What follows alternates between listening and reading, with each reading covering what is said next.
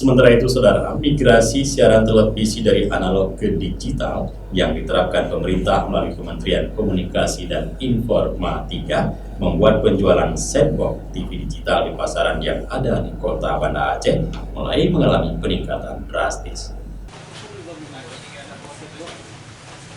Penghentian siaran televisi analog yang sudah mulai diberlakukan sejak bertahap membuat tingkat penjualan set-box TV digital di Banda Aceh mengalami peningkatan. Hal itu lantaran untuk masyarakat yang masih menggunakan TV analog masih tetap bisa menyaksikan siaran digital tanpa harus mengganti pesawat televisi yang ada di rumah, tetapi dengan cara menambah perangkat set-top box TV digital yang ada dijual di pasaran. Migrasi siaran televisi dari analog ke digital selain bisa memberikan kualitas gambar yang lebih bersih, siaran digital juga bisa memberikan suara yang jernih dan canggih.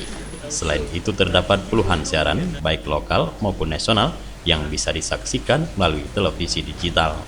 Seorang penjual barang elektronik yang berada di kawasan Kampung Baru, Kota Banda Aceh, Mahdi Abdurrahman mengatakan, kebanyakan masyarakat yang masih menggunakan TV analog kini sudah mulai beralih ke digital dengan cara menggunakan perangkat set-box TV digital.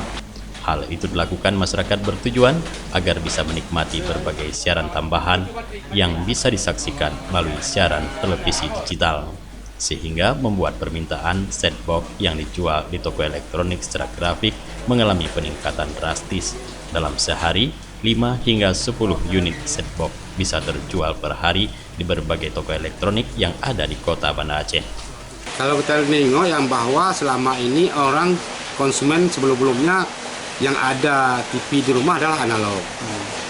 Sekarang mereka beralih ke digital, sehingga set-top box yang ada di tempat kami ini itu sangat laku keras, karena sebagian orang kan yang analog, jadi mereka itu mau tak mau harus beli set-top box tersebut untuk mendapatkan siaran yang banyak di TV-TV. Apalagi sekarang set-top box itu sudah menampilkan sekitar 24 siaran, 24 channel yang sekarang ini, baik yang lokal maupun yang nasional.